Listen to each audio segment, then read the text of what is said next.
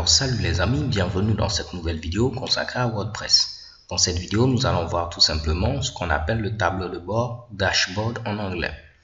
Alors le dashboard ou tableau de bord va nous permettre de pouvoir administrer nos sites WordPress. C'est à ce niveau-là qu'on pourra créer nos articles, on pourra customiser notre fameux thème, installer des plugins, ainsi de suite. Nous avons déjà installé XAMPP. À ce niveau, pour la suite de cette série de vidéos, je vais utiliser XAMPP. Si vous avez décidé par exemple d'utiliser WOM Server, pas de souci, vu que je vous ai déjà montré comment installer un projet WordPress avec WOM Server, vous pourrez l'adapter très facilement. Donc j'ai Apache qui est lancé, de même que MySQL, ce qui fait que je peux taper localhost et je vais mettre ici tout simplement /WordPress pour accéder à mon fameux site WordPress. Ce que vous voyez ici, c'est l'interface publique, donc c'est l'interface que votre utilisateur pourra voir. On y reviendra peut-être bien dans la vidéo suivante. Ce qui m'intéresse ici, c'est l'interface d'administration. Je peux taper ici WP Admin. Donc si je mets ici WP Admin, automatiquement, si je ne suis pas encore connecté, il va me rediriger vers la page de connexion afin que je puisse m'authentifier pour accéder à l'administration. Dans le cas où je suis connecté, vu que c'est mon cas, automatiquement je suis redirigé à ce niveau-là vers le tableau de bord ou dashboard en anglais. Au niveau du dashboard, vous avez ici une pléthore d'informations. Première des choses, si je viens par exemple au niveau ici de WordPress et je clique sur à propos de WordPress, vous aurez toutes les informations sur la version de WordPress que vous utilisez.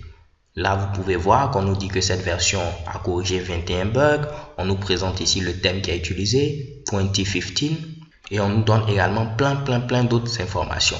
On a la possibilité maintenant de pouvoir écrire sans distraction. Donc, tout est bien aéré pour qu'on puisse se concentrer sur l'écriture. Si je descends à ce niveau-là, vous voyez de petites subtilités qui ont été ajoutées, ainsi de suite. Donc, vous pourrez avoir des informations sur la version actuelle de WordPress que vous utilisez. Également, vous avez ici les crédits. Ici, vous pourrez voir l'ensemble des personnes qui ont travaillé sur la version en question de WordPress que vous utilisez. Les chefs de projet, les développeurs qui ont contribué, ainsi de suite. Donc là, vous pourrez voir tout le monde qui se cache derrière ici WordPress. Bien. Vous avez ensuite liberté. Au niveau de liberté, vous allez avoir les informations un peu plus en termes de licence, ainsi de suite.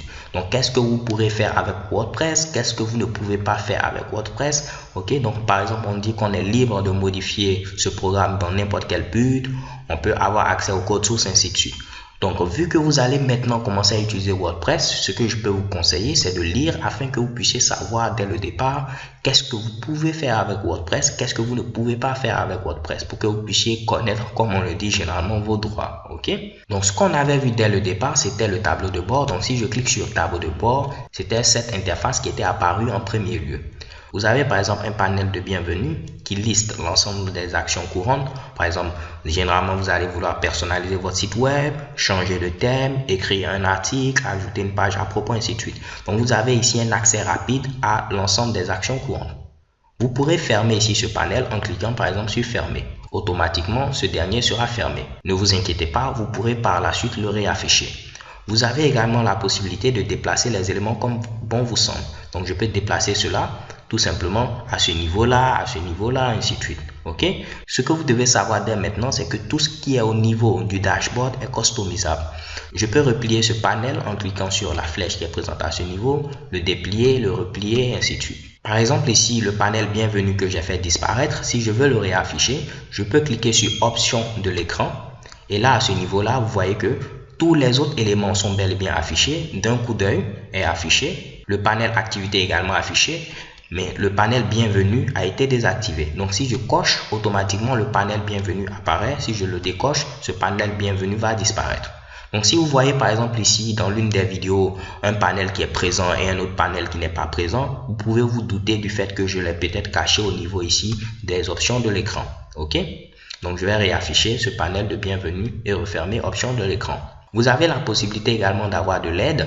Et ce qui est intéressant au niveau de WordPress, cette aide-là, elle est tout simplement adaptée en fonction du contexte. Je m'explique. Si vous êtes par exemple au niveau de la section qui permet de gérer les pages, l'aide que vous allez avoir sera en rapport ici avec les pages. Si vous êtes au niveau de la section qui permet de gérer les médias, l'aide sera en rapport avec ici tout simplement les médias. Donc c'est une aide contextuelle qui s'adapte tout simplement au contexte. De même à ce niveau-là, si vous voyez, si vous avez une section qui comprend des sous-sections, Lorsque vous survolez cet élément, automatiquement, vous avez un menu déroulant qui apparaît tout juste à droite sur lequel vous pouvez cliquer. Ce qui est intéressant, c'est que lorsque je choisis par exemple ici tous les articles, automatiquement, je n'ai plus de menu déroulant, mais j'ai mon menu là qui sera tout simplement fixé à ce niveau-là. Et je pourrai accéder à mes différents éléments.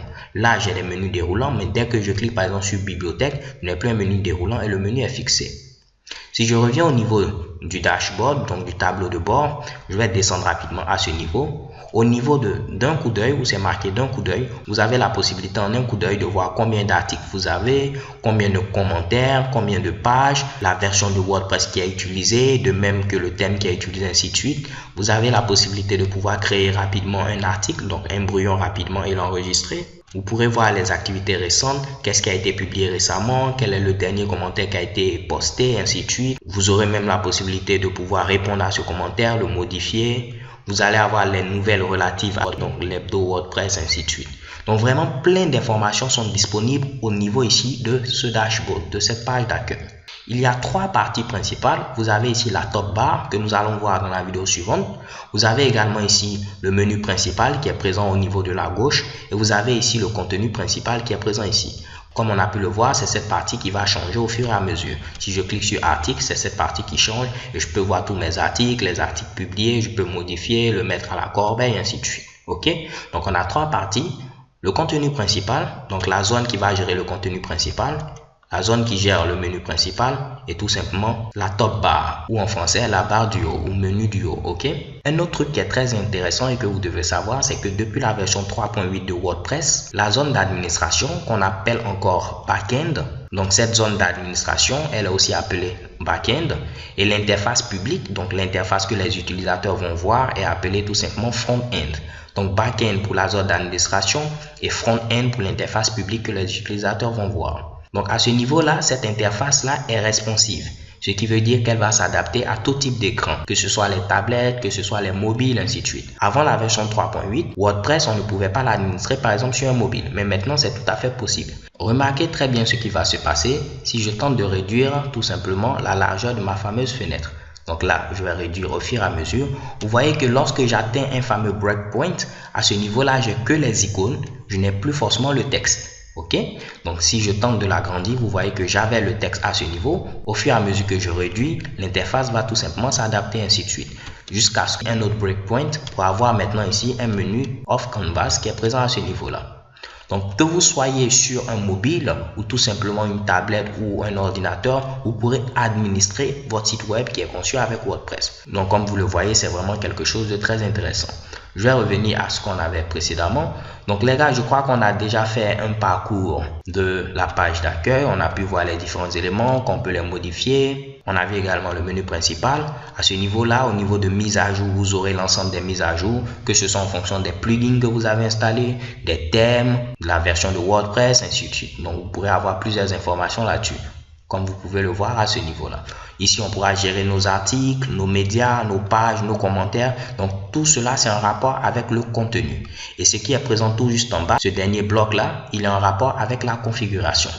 Donc, dashboard, contenu, configuration. On pourra modifier l'apparence de notre site web, ajouter des extensions, gérer les utilisateurs, ainsi de suite. Alors les gars, c'est tout pour ce premier tour d'horizon du dashboard.